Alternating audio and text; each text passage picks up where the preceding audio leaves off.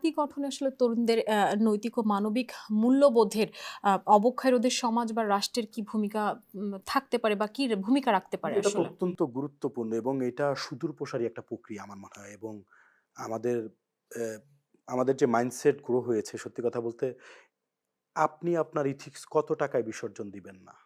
For example কেউ হয়তো ৳৫ তার ইথিক্স বিসর্জন দিচ্ছে, কেউ ৳৫০০, কেউ ৳৫,০০০, কেউ ৫,০০,০০০, কেউ ৫,০০,০০,০০০। ডিফারেন্সটা কিন্তু এখানে। প্রবলেমটা হচ্ছে এই ইথিক্যাল জায়গাটাতে এই যে মানুষ যে বিক্রি হয়ে যাওয়া, এখান থেকে কামব্যাক করাইতে হলে আমার মনে হয় যে রাষ্ট্রের নাগরিকদেরকে সচ্ছল করতে হবে। এবং এই যে গভর্নমেন্ট যে চ্যারিটি টাইপের একটা ইয়েতে গেল মানে আপনি দেখেন যে এই যে কি বলে যে বিভিন্ন ভাতা, কৃষক কার্ড, এই কার্ড, সে কার্ড এগুলো না করে আমার মনে হয় যদি কর্মসংস্থানের ব্যবস্থা করত। ফর এক্সাম্পল এই যে আমি একটা এক্সাম্পল দেই। করাইল বস্তিতে ধরেন, এখানে কয়েক লাখ লোকের বসবাস। আপনি ১ম এ এই যে ফ্যামিলি কার্ডের উদ্বোধন হইছে কিন্তু এই করাইল বস্তিতে। রাইট। পিএম নিজে গিয়েছে। তা আমার কথা হচ্ছে এই যে এখানে যদি ১,০০,০০০ লোক থাকে, তার মানে ফ্যামিলি আছে আপনার মিনিমাম ১০ থেকে ১৫,০০০ ফ্যামিলি আছে। আপনি সেখানে ফ্যামিলি কার্ড না দিয়ে যদি সেখানে একটা কর্মসংস্থানের ব্যবস্থা করতেন, ১০,০০০ লোককে যদি আপনি এমপ্লয়েড করতেন, ১০,০০০ লোকের দ্বারা বাকিরা বেনিফিটেড হতো, দেশ দেশ এগিয়ে যেত এবং একই সাথে আমাদের ইকোনমি গ্রো করত। তার মানে কি আপনি বলতে চাচ্ছেন আসলে এই কার্ড, ফ্যামিলি কার্ড বলি বা এই কার্ডগুলো কি আসলে খুব না, অনর্থক বা এটা অনর্থক না। This is not good. আমরা আমরা আসলে প্রিপেয়ার্ড না। কেন প্রিপেয়ার্ড না আমি আপনাকে বলি। এগুলো ইংল্যান্ডে চলে। তাদের হিউজ ইকোনমি। তারা ইকোনমিক্যালি অনেক মানে স্টেবল তারা। সো তাদের সেখানে আপনার ওই যে বেকার ভাতা, আপনার এই ধরনের কার্ড, ভাতা তারা দিতে পারে। বিকজ তাদের ইকোনমি অনেক গ্রো করছে বা তারা স্টেবল জায়গায় আছে। তার আমরা মানে তো আপনি বলতে ইকোনমিক্যালি চাচ্ছেন যে অনেক এই পিছিয়ে কার্ড আছি। কার্ড যদি এই ধরনের কার্ড প্রদান করা থেকে যদি তাদের কর্মসংস্থানের এক্সাক্টলি। ব্যবস্থাটা করা হতো, ওভারঅল এটা বেশি ইফেক্টিভ হতো আমাদের। অবশ্যই। কারণ আমি আপনাকে বলি ফর এক্সাম্পল কোন একটা ব্যক্তিকে আপনি ৩,০০০ ৳৪,০০০ দিয়ে তার তো ভাগ্য পরিবর্তন করতে পারতেছেন না আপনি। আল্টিমেট সে লুজারই থাকতেছে। মানে আপনি একটা ভ্যান চালক বা রিক্শাওয়ালাকে যদি মাসে ৳৩,০০০ দেন, ওর কিছুই পরিবর্তন হচ্ছে না। ওর ওই পকেট খরচই চলে যাচ্ছে। তো আল্টিমেটলি সেখানে কোনো মানে আপনার মানে আমাদের খালি চোখে এই যে ফ্যামিলি কার্ডটা দিয়ে এটা তো একটা আউটপুট আসতে হবে। তো আউটপুটটা তো আমি আসলে ওইভাবে দেখতেছি না। বরং এটা না করে যদি সেখানে কর্মসংস্থানের ব্যবস্থা করত, সবাই সমানভাবে বেনিফিটেড হতো। এবং কারো মুখাপেক্ষি হওয়া লাগতো না। এবং সে নিজেকে তখন মানে এই যে এখন যে ফ্যামিলি কার্ড নিয়ে অন্যদের কাছে ছোট হয়ে যাওয়া কিংবা এই যে ফ্যামিলি কার্ড এখন দিচ্ছে, এই ফ্যামিলি কার্ড যারা পাচ্ছে ধরেন গভর্নমেন্ট পরিবর্তন হইলো, তখন তারা আবার রোষানলে পড়বে। পড়ে কি হবে? এখন এটা ইংল্যান্ডে কেন চলে? ইংল্যান্ডে কেউ আর এটা এই কার্ড দিয়ে যেটা হয়, আপনি যখন কাউকে এভাবে used to করে ফেলবেন, সে মানে সে তখন অলস হয়ে যাবে। কাজের আগ্রহটা তারা কাজের আগ্রহ হারিয়ে কমে ফেলবে, যাবে এবং কমে যাবে কাজের তাদের আগ্রহ যখন প্রতি। কমে যাবে এবং আপনি কাদেরকে দিচ্ছেন? নিম্ন শ্রেণীর। যারা ডে খেটে লেবার, খাওয়া মানুষ ডে যারা। লেবার খেটে খাওয়া মানুষ। তো ন্যাচারালি আপনি তখন এই যে ওই ধরনের ফাংশনে যে ধরনের লোক দরকার হয়, আপনি কয়দিন পরে ওই লোক খুঁজে পাবেন না। তখন আপনি কিভাবে তখন আপনার কি হবে? যেমন ইংল্যান্ড এখন এই যে বাংলাদেশ থেকে বিভিন্ন ওই যে যারা হচ্ছে ৩য় সারির রাষ্ট্র, তারা গিয়ে কি করে ফার্স্ট ওয়ার্ল্ড কান্ট্রি গুলাতে শ্রমিকের ভূমিকা পালন করে। তো বাংলাদেশে কি সেরকম হবে যে অন্যান্য জায়গা থেকে বাংলাদেশের শ্রমিকের ভূমিকা পালন করবে অনেকে এসে? আমরা কি সেদিকে যাচ্ছি? আচ্ছা, আপনি একজন তরুণ নেতা হিসেবে যখন এই দেশের তরুণ দের দিকে তাকান, তাদের আসলে মূল শক্তি এবং এই যে আ এই মুহূর্তে যে সবচেয়ে বড় চ্যালেঞ্জ কোনটিকে আসলে আপনি মনে করছেন? না, আমার মনে হয় যে বাংলাদেশে তরুণদেরকে যেভাবে গাইড করা উচিত কিংবা গ্রো আপ করা উচিত, সেই জায়গায় আমরা অনেকখানি পিছিয়ে আছি এবং আপনি দেখেন যে বিভিন্ন জায়গায় এই যে ট্রেন আপ করার ক্ষেত্রে এবং বাস্তবমুখী শিক্ষার থেকে আমরা আমাদের যে পাঠ্যপুস্তকে যে পড়াশোনা আমাদেরকে গতানুগতিক করানো হয়, অর্থাৎ মুখস্থ বিদ্যা টাইপের এবং এই যে বাংলাদেশে যে ফার্স্ট ক্লাস অফিসার যেগুলো নিয়োগ করা হয় যে জায়গাগুলোতে, সেখানে যে তারা কি করে মানে প্রতিদিন ১২ থেকে ১৪ ঘন্টা করে পড়াশোনা করে। ২-৩ বছর পরে এরপরে তারা ফার্স্ট ক্লাস অফিসার হয়। যেদিন ভাইবা হয় সেদিন মনে করেন যে এই যে সুটেড বুটেড হয়ে তারা যায় একটা ভাইবা দেয়। তো ন্যাচারালি আপনি মানে এই যে যারা ফার্স্ট ক্লাস অফিসার আছে, I don't want to say যে তারা সবাই খুব একটা স্মার্ট না বা ইয়ে না। কিন্তু আমার মনে হয় এই প্রক্রিয়াটাতে আরো অনেক পরিবর্তন আনতে পারত। একটা দেশের ফার্স্ট ক্লাস জব শুধুমাত্র এই যে বুকিশ নলেজের উপরে ডিপেন্ডেন্ট হয়ে যাওয়া, হ্যাঁ? এটার উপরে ডিপেন্ডেন্ট করে তাদেরকে একটা জায়গায় বসিয়ে দেওয়া। যার জন্য আপনি দেখেন যে এই যে তারা বিভিন্ন জায়গায় গিয়ে তারা ইথিক্স বিসর্জন দেয়। আমরা দেখি যে এক ডিসি নারী কেলেঙ্কারির মধ্যে সে নারী নিয়ে নাচানাচি করতেছে। এ ধরনের ফুটেজ বের হয়। এগুলা কত ইমপ্রেসিং না? মানে একটা জেলার যে প্রধান থাকবে বাংলাদেশের ৬৪ টা ডিস্ট্রিক্ট। একটা ডিস্ট্রিক্টের প্রধান যে মানে যে তাকে গার্ডিয়ান বলা হয় বা সকল কিছু তার উপরে সে এ ধরনের অনৈতিক কার্যক্রমে কিভাবে জড়ায়, ওকে ফাইন আপনি জড়াইতে পারেন। মানে প্রফেশনাল জায়গায় যখন এ ধরনের ইথিক্যাল বিসর্জন হয় তখন বোঝা যায় যে রাষ্ট্র আসলে কত পিছিয়ে, মানে আমরা কতটা পিছিয়ে আছি। এবং আরেকটা বিষয় হচ্ছে এই জায়গাগুলোতে যদি র্যাডিক্যাল পরিবর্তন আনতে হয় আমার মনে হয় যে মানে আমাদেরকে ছোটবেলা থেকে আরেকটু বেশি আসলে সোশ্যালাইজ করতে হবে এবং একই সাথে স্কুল গোয়িং যারা কিড রয়েছে তাদেরকে এই সোশ্যাল অ্যাক্টিভিটির মধ্যে নিয়ে আসতে হবে এবং এই যে খেলার মাঠ, আগে আমাদের কি হতো যে ঢাকা সহ সারা বাংলাদেশে কিন্তু প্রচুর খেলার মাঠ ছিল। এখন আমরা অনলাইন ডিপেন্ডেন্ট হয়ে গেছি। তো অনলাইনে কি হয় যে আমরা অনলাইন গেম খেলি বা কেউ আরো প্রচুর সোশ্যাল মিডিয়া স্ক্রল করে। তো এতে কিন্তু প্রচুর টাইম ওয়েস্ট হয়। আপনি দেখবেন যে একটা ছেলে যে পড়তে বসবো ও মনে করে কি সন্ধ্যার আগে আমি পড়তে বসবো, তার আগে ৫ মিনিটের জন্য আমি একটু মানে সোশ্যাল আচ্ছা, মিডিয়া থেকে ঘুরে আপনি আসি। কি এখানে তখন একটু একটু আমি বলতে জি, চাইবো জি যে প্লিজ, প্লিজ। আপনি যে সোশ্যাল মিডিয়ার কথাটা যেহেতু টেনে নিয়ে আসলেন তরুণ বা বাচ্চাদের ক্ষেত্রে, এক্ষেত্রে কি আসলে আমাদের দেশে এটা সম্ভব যে একটা নির্দিষ্ট বয়সসীমা নির্ধারণ করে দেয়া, যে সোশ্যাল মিডিয়া ব্যবহার করার ক্ষেত্রে একটা নির্দিষ্ট বয়সসীমা, যেটা আমরা দেখেছি বেশ কয়েকটি দেশে করে ফেলেছে অলরেডি? না, এটা করলে প্রবলেম হয় কি যে বাংলাদেশে তো নিয়ম কিন্তু অনেক নিয়ম আছে। প্রবলেম হচ্ছে এটার বাস্তবায়ন হয় না বাস্তবায়ন। বা কার্যকরী নিয়মটা কার্যকরী হয় না। আপনি দেখেন যে আমাদের কথাই যদি আমরা বলি, আমার বয়স যখন ১৫-১৬ বছর তখন থেকে আমি Facebook ইউজ করি। কিন্তু Facebook নরমালি কি নিয়ম যে আপনি ১৮ বছরের আগে ব্যবহার ব্যবহার করতে করতে পারবেন না। পারবেন। তো আল্টিমেটলি বাংলাদেশে বহু ছেলেমেয়ে আছে যাদের বয়স they are under 18 but they are browsing Facebook, Facebook. all other social media. So তাহলে আপনি পরিবর্তনটা কিভাবে করবেন? আপনি যদি আইন করেন, আইনের প্রয়োগটা সঠিকভাবে করতে হবে। তাহলে আমার মনে হয় যে একটা পরিবর্তন সম্ভব। আচ্ছা। দীর্ঘ সময় ধরে কিন্তু ছাত্র রাজনীতির নামে একটা যে লেজর বৃত্তি বা দখলদারিত্ব চলে আসছে। এইগুলো থেকে আসলে বেরিয়ে এসে নতুন ধারার রাজনীতি, ছাত্র রাজনীতি আরকি কেমন হওয়া উচিত বা তার ধরনটা আসলে কেমন হওয়া না, উচিত? ছাত্র রাজনীতি তো একেবারেই শিক্ষার্থী বান্ধব হওয়া উচিত। কারণ শিক্ষার্থীদের ম্যান্ডেটকেই সবার আগে গুরুত্ব দেওয়া উচিত এবং সত্যি কথা বলতে আমরা যারা ছাত্র রাজনীতির সাথে জড়িত রয়েছি, আমরা যদি এখন থেকেই ওই যে মাদার সংগঠনের ম্যান্ডেট বাস্তবায়ন করার জন্য লেজে গোবরে লেগে থাকি, তাহলে আল্টিমেটলি আমরা কিন্তু ওই যে কি বলে পা চাটা গোলামেই পরিণত হব। এবং এটার সবচেয়ে বড় দোষ হচ্ছে যারা বড় রাজনৈতিক দলগুলো রয়েছে, তারা রাজনৈতিক ছাত্র সংগঠনের তাদের ম্যান্ডেট বাস্তবায়ন করার জন্য অসৎ উদ্দেশ্য বাস্তবায়ন করার জন্য কিংবা বিভিন্নভাবে তাদেরকে ম্যানিপুলেট করে এবং এভাবে বাজেভাবে ব্যবহার করার জন্য আজকে বাংলাদেশের ছাত্র রাজনীতি কলুষিত হয়েছে। আপনি দেখেন বাংলাদেশে কিন্তু অনেক সম্ভাবনাময় তরুণরা কিন্তু রাজনীতিতে আসে কিন্তু তারা সার্ভাইভ করে না, বিকজ এ ধরনের যখন কালচার হয়, একটা ভালো ছেলে যখন রাজনীতিতে আসে সে যখন দেখে যে আমার সকল যোগ্যতা থাকার পরেও আমি কোনো ভাইয়ের, মানে কোনো বড় ভাইয়ের অনুকূলে থাকতে না পারে কিংবা তার সান্নিধ্যে কিংবা তার সুনজরে না থাকার কারণে আমি বঞ্চিত হচ্ছি, তখন অনেকে ডিপ্রাইভড হয়ে চলে যায়। সো কেন এই কালচারটা হবে? আপনার যার যোগ্যতা রয়েছে, যে ওভারঅল শিক্ষার্থীদের ম্যান্ডেট বাস্তবায়ন করে কিংবা শিক্ষার্থীরা যাকেই পছন্দ করবে সে ছাত্রনেতা হতে পারে। এবং একই সাথে এখানে আপনি দেখেন যে এই যে ৩০, ৩৫, ৪০, ৪৫ বছরের বয়সের লোকেরাও কিন্তু ছাত্র রাজনীতির নেতৃত্বে রয়েছে। তো এগুলো আসলে মানে এগুলা যখন দেখে যে একটা ছেলে যখন দ্য পারসন হু ইজ 25 সে যখন দেখে যে 45 এজের কেউ একজন তাদেরকে লিড দিচ্ছে কিংবা তাদের কেন্দ্রীয় নেতা হচ্ছে এরকম, তো তখন সেইটা মেন্টালি নিতে পারে না। এবং আপনি দেখেন একটা ২০-২৫ বছরের ছেলে কখনো ৪৫ বছরের লোকের কাছে গিয়ে ফ্যামিলির বাইরে অন্য কেউ হইলে তার কাছে কিন্তু সে তার মনের কথাটা বলতে পারে না। এবং একই সাথে পেশিশক্তির যে রাজনীতি আমরা দেখি যে একটা ছাত্র সংগঠনের ২০ থেকে ৩০ জন ছেলেবেলে একসাথে হেঁটে যাচ্ছে। তো একটা সাধারণ শিক্ষার্থী যে পলিটিক্সের সাথে কোনোভাবেই ইনভলভ না, সে কিভাবে ওই ছাত্রনেতাকে রিচ করবে এবং তাকে তার মনের কথাটা কিভাবে বলবে? তার কাছে পৌঁছানোটা না, আসলে এমব্রাসিং তখন লাগে খুব, তার কাছে হ্যাঁ। যে সে তখন কমফোর্ট ফিল করে না যে ২০-৩০ টা ছেলে একসাথে যাচ্ছে। ও তখন ভয় পায়। তো এই কালচারগুলো থেকে বের হয়ে আসে এবং ছাত্র রাজনীতির মানদণ্ড যেটা হওয়া উচিত, এগুলো নিয়ে আমার মনে হয় যে যারা এই যে বড় রাজনৈতিক দলগুলো রয়েছে এগুলো তাদের চিন্তা করা উচিত। এবং একই সাথে ছাত্র সংসদ নির্বাচনটা যদি আসলে প্রত্যেকটা ক্যাম্পাসে রেগুলার করা যেত, তাহলে আসলে ওই যে মাদার সংগঠনের যে ম্যান্ডেট বাস্তবায়ন সেগুলো আর হতো না। তখন শিক্ষার্থীরাই তাদের প্রতিনিধি বাছাই করতে পারতো। তো রাজনৈতিক দলগুলো কি করে, যারা ক্ষমতাসীন থাকেন বিশেষ করে তাদের ক্ষমতাকে মুষ্টিবদ্ধ করে রাখার জন্য কিংবা কুক্ষিগত করে রাখার জন্য তারা ছাত্র সংসদ নির্বাচনের ক্ষেত্রে নিরুৎসাহিত করে।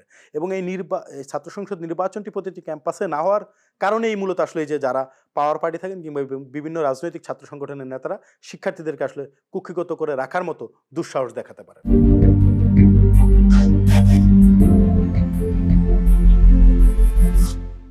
আচ্ছা, আমি এখনই আসতাম আসলে জাকসু বা ডাকসু ছাত্র সংসদ নির্বাচনের বিষয়টাতে। আসলে এই নির্বাচন নিয়মিত হওয়াটা সুস্থ ধারার ছাত্র রাজনীতি চর্চা আসলে কিভাবে বা কতটা গুরুত্বপূর্ণ ভূমিকা রাখতে পারে? অবশ্যই। কারণ আপনার যখন নিয়মিত ছাত্র সংসদ নির্বাচন হবে, তখনই সুস্থ ধারার যে রাজনীতির কথা বলি আমরা, আমরা যে ইতিবাচক রাজনীতির ধারার কথা বলি, আমরা যে পরিবর্তনের বাংলাদেশের কথা বলি, সেটি সম্ভব হবে। কারণ একটা প্রতিষ্ঠানে, শিক্ষা প্রতিষ্ঠানে যখন নিয়মিত ছাত্র সংসদ নির্বাচন হবে, তখন একজন শিক্ষার্থী সে ছাত্র বয়স থেকেই কিন্তু এই যে একজন এই যে নেতৃত্ব দেওয়ার যে গুণাবলী, সেটি কিন্তু সে অর্জন করবে এবং সে সেখান থেকে কনফিডেন্স পাবে এবং সে জানবে যে কিভাবে একটা প্রতিষ্ঠান চালাইতে হয় কিংবা সেটিকে কিভাবে গ্রো আপ করতে হয় কিংবা ওই প্রতিষ্ঠানের গুণগত মান কিভাবে পরিবর্তন করা যায়, এগুলো যখন সে ছাত্র বয়সে শিখবে, যখন সে পরবর্তীতে পরিণত বয়সে আপনার জাতীয় রাজনীতিতে আসবে এবং যখন সে সংসদ প্রতিনিধি হবে, তখন কিন্তু সে আরো ভালোভাবে রাষ্ট্র পরিচালনায় নিজেকে নিয়োজিত করতে পারবে। তো এখানে আসলে আমার মনে হয় যে এটা খুবই গুরুত্বপূর্ণ বাংলাদেশের মানে পার্সপেক্টিভ। ধারাবাহিকতা আসলে এক্সাক্টলি, থাকা। ধারাবাহিকতা এবং শুধুমাত্র ধারাবাহিকতা না, এটিকে একেবারে গণতান্ত্রিক প্রক্রিয়ায় সেটিকে রাখা। আচ্ছা। আচ্ছা, সাধারণ কিছু শিক্ষার্থী কিছু না, অনেক শিক্ষার্থী বলব, তারপরে অনেক অভিভাবক আছেন। আ তারা মনে করেন আসলে ক্যাম্পাসগুলোতে যে রাজনীতি চর্চা আছে বা রাজনীতি আছে এগুলো সম্পূর্ণ বন্ধ হওয়া উচিত। এ বিষয়ে আসলে আপনার বিপরীতে বা পক্ষে কোনো যুক্তি আছে কিনা? না, এটা আমার কাছে অযৌক্তিক মনে হয়। কারণ এই কারণেই মনে হয় আপনার মাথা ব্যথা হলে মাথা কেটে ফেলা তো কোনো সমাধান না। সুতরাং এই মাথা ব্যথা হলে সেটাকে কিভাবে সমাধান করা যায় সেই প্রক্রিয়া নিয়ে আমরা আলাপ করতে পারি। সেটি হতে পারে এবং একই সাথে ছাত্র রাজনীতি আসলে কখনোই খারাপ না। কিন্তু ওই যে যেটা বললাম যে বাংলাদেশে মাদার সংগঠনগুলো এই ছাত্র নেতাদেরকে আসলে ম্যানিপুলেট করে কিংবা তাদের এই যে ঘিন্ন ম্যান্ডেট বাস্তবায়ন কিংবা তাদের যে রাজনৈতিক স্বার্থ হাসিলের জন্য ব্যবহার করার কারণেই আসলে এই ছাত্র রাজনীতির প্রতি সাধারণ শিক্ষার্থীদের এক প্রকার অনীহা সৃষ্টি হয়েছে এবং অনাস্থার সৃষ্টি হয়েছে। তো এটিকে ফিরিয়ে আনতে হবে। এই আস্থা ফিরিয়ে আনতে হবে। একই সাথে ছাত্র সংগঠনগুলো যদি শিক্ষার্থী বান্ধব কার্যক্রমে অভ্যস্ত থাকেন এবং তারা যদি শিক্ষার্থীদের ম্যান্ডেটকে সবার আগে গুরুত্ব দেন, তাহলে আমার মনে হয় যে এখন যে ভ্রান্ত ধারণাটি রয়েছে যে ছাত্র রাজনীতি নিষিদ্ধ সম্পূর্ণ করা বন্ধ কিংবা বন্ধ করে দেওয়া, সেটি থেকে অনেক অভিভাবক কিংবা বের হয়ে সাধারণ আসতে পারবে শিক্ষার্থীরাও আসলে। ওই ধারণা থেকে বের বের হয়ে হয়ে আসবেন। আসতে আপনাদের যে সংগঠন বাংলাদেশ জাতীয় ছাত্র সমাজ, নতুন সরকারের যে রাষ্ট্র সংস্কার বা উন্নয়ন উদ্যোগ সেখানে আসলে সরাসরি কিভাবে অংশ নিচ্ছে বা কিভাবে সহযোগিতা করতে পারে? দেখুন আসলে ছাত্র সংগঠনগুলোর আসলে এই যে জাতীয় পর্যায়ে কিংবা এই যে এই জায়গাগুলোতে অংশগ্রহণের খুব একটা সুযোগ থাকে না এবং এখানে যেটা হয় যে বড় রাজনৈতিক দলগুলো হয়তো তাদের মতো করে প্যাট্রোনাইজ করে কিন্তু আমরা যারা সাংগঠনিকভাবে বা সংখ্যার দিক থেকে যারা ছোট রয়েছে তারা স্বাভাবিকভাবে চাইলেও ইম্প্যাক্ট ফেলতে পারি না কিংবা সেটি খুব একটা ফলপ্রসূ হয় না কিন্তু আমরা আমাদের জায়গা থেকে যেটা চেষ্টা করি যে আমাদের যে নেতা রয়েছেন বিশেষ করে যে আমাদের তরুণ প্রজন্মের এখন ব্যারিস্টার আন্দালি ভ্রমণ পার্থ আমরা তাকে আমাদের মেসেজ কনভে করি, সে তার মতো করে সেটিকে বাস্তবায়ন করার চেষ্টা করে এবং আপনি জানেন যে ইতোমধ্যে তিনি কিন্তু এই যে তরুণ প্রজন্মের আইকনে রূপান্তরিত হয়েছেন, তিনি কিন্তু তরুণ প্রজন্মের কথা বলে এবং তিনি কিন্তু বাংলাদেশে এই যে রাষ্ট্রীয় পর্যায়ে বিভিন্ন ধরনের পরিবর্তনের কথা বলেই কিন্তু আজকের এই পর্যায়ে এসেছেন এবং আমরা নিজেরা বসে যখন খোলামেলা আলাপ করি তখন আমরা আমাদের পরামর্শটা দেই। তখন তারা সেটিকে হয়তো মাঝে, মাঝে গ্রহণ করেন, মাঝে, মাঝে গ্রহণ করেন না। তারা তাদের মতো করে প্রেজেন্ট করেন। তো আমার মনে হয় যে আপনি যে প্রশ্নটি করলেন যে সত্যি কথা বলতে আমাদেরকেও আসলে এই যে রাষ্ট্রীয় পর্যায়ে অ্যাকোমোডেট করার জন্য সরকারকে একটা ভূমিকা নেয়া দরকার এবং ছাত্র প্রতিনিধিদেরকে সেখানে কিভাবে অ্যাকোমোডেট করা যায় সেটির ব্যাপারে আমার মনে হয় যে যদি একটা সজাগ দৃষ্টি কিংবা একটা প্রক্রিয়া যদি এই যারা রাষ্ট্রীয় ক্ষমতায় রয়েছেন কিংবা রাষ্ট্র যদি চায় তাহলে আমাদেরকে হয়তো কাজে লাগাতে পারে এবং আমরা মনে করছি যে সেটি রাষ্ট্রের জন্য ইতিবাচক ভূমিকাই হবে। আম সরকারের কোনো নীতি বা সিদ্ধান্ত যদি সাধারণ শিক্ষার্থীদের স্বার্থের পরিপন্থী হয় আসলে, তবে তাহলে আপনাদের ভূমিকাটা তখন কেমন হবে আসলে? ন্যাচারালি সরকার যদি সাধারণ শিক্ষার্থীদের ম্যান্ডেটের বাইরে কোনো সিদ্ধান্ত নেন সেটির ক্ষেত্রে আমরা সবসময় সোচ্চার ভূমিকা পালন করব এবং সেটির সুরাহা যদি রাজপথে গিয়ে আমাদের করতে হয় সেটিও আমরা করব এবং বিগত দিনেও আমরা সেটি করেছি। আমরা করেছেন। সেই জায়গাতে শিক্ষার্থীরা বিশেষ করে যারা শিক্ষার্থী রয়েছে এবং আমরা যারা শিক্ষার্থীদেরকে ওন করি এবং আমরা যারা শিক্ষার্থীদের কথা সবসময় বলি এবং আমরা যারা শিক্ষার্থীদের পক্ষের শক্তি হয়ে কাজ করতে চাই, আমরা এখানে এক চুল পরিমাণও ছাড় দিতে রাজি নয়। দেশের অর্থনৈতিক পুনর্গঠন বা আমরা যে দুর্নীতিমুক্ত সমাজ গঠনের কথা বলি, সেই দুর্নীতিমুক্ত সমাজ গঠনে আসলে আপনার দলের ভূমিকাটা কি হতে পারে? বা সরকারের সাথে একযোগে কি আপনাদের কোনো ধরনের ভূমিকা রাখার কিছু আছে কিনা বা কি ধরনের কাজ করতে চান? না, না, নিঃসন্দেহে এটা তো অত্যন্ত গুরুত্বপূর্ণ। রাজনৈতিক দল হিসেবে বাংলাদেশের যে সবচেয়ে বড় সমস্যা হচ্ছে সিস্টেমটাকে ডেভেলপ করতে হবে এবং এখানে সিস্টেমের পরে যদি অন্য কোনো সমস্যার কথা বলি সেটা হচ্ছে দুর্নীতি। সিস্টেমটা কলাপস করেছে এই দুর্নীতির কারণে।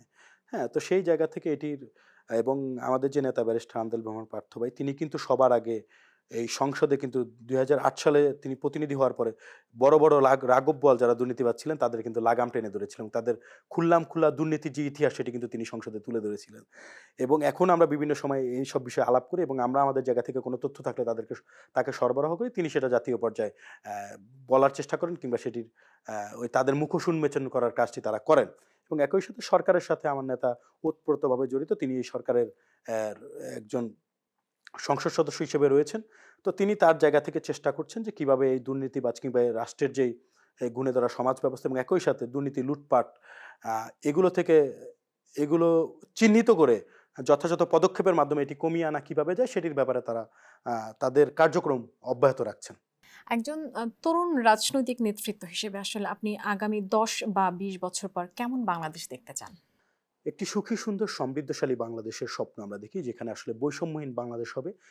যেখানে আসলে একেবারে রাজধানী ঢাকা থেকে শুরু করে প্রান্তিক অঞ্চলের মানুষ সমান সুযোগ সুবিধা ভোগ করবে। তেমন একটি বাংলাদেশের প্রত্যাশা আমরা করি।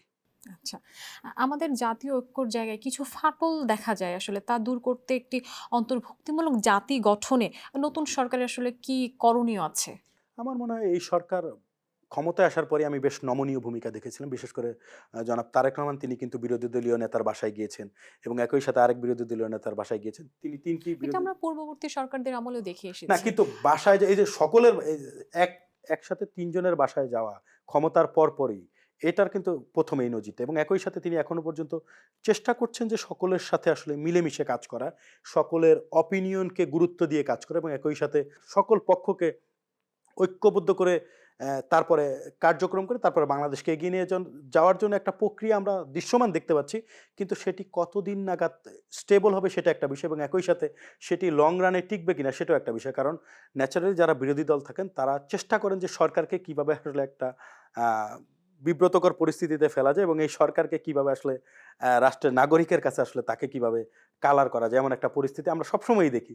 তো সেই জায়গা থেকে আমার মনে হয় যে বিরোধী দল যদি গঠনমূলক সমালোচনায় লিপ্ত থাকেন সেটিকে আমরা সাধুবাদ জানাই এবং একই সাথে বিরোধী দল যদি গঠনমূলক সমালোচনার মাধ্যমে রাষ্ট্রের জনগণের সরাসরি কোনো উপকার করতে পারেন সেটিকে আমরা নিঃসন্দেহে পজিটিভলি দেখব আমরা যারা আসলে সংসদের বাইরে রয়েছি এবং একই সাথে আমরা মনে করছি যে যারা রাজনৈতিক অঙ্গনে রয়েছেন সরকারি দল কিংবা বিরোধী দল আমরা বুঝি না আমরা বুঝি যে যারা রাজনীতি করেন তাদের একমাত্র উদ্দেশ্য হওয়া উচিত জনগণের ম্যান্ডেট বাস্তবায়ন করা এটির বাইরেই যারা যাবেন জনগণ তাদেরকে ছুঁড়ে ফেলে দিবে এবং তাদের অবস্থা আসলে এই যে পতিত স্বৈরাচার সরকারের মতোই হবে।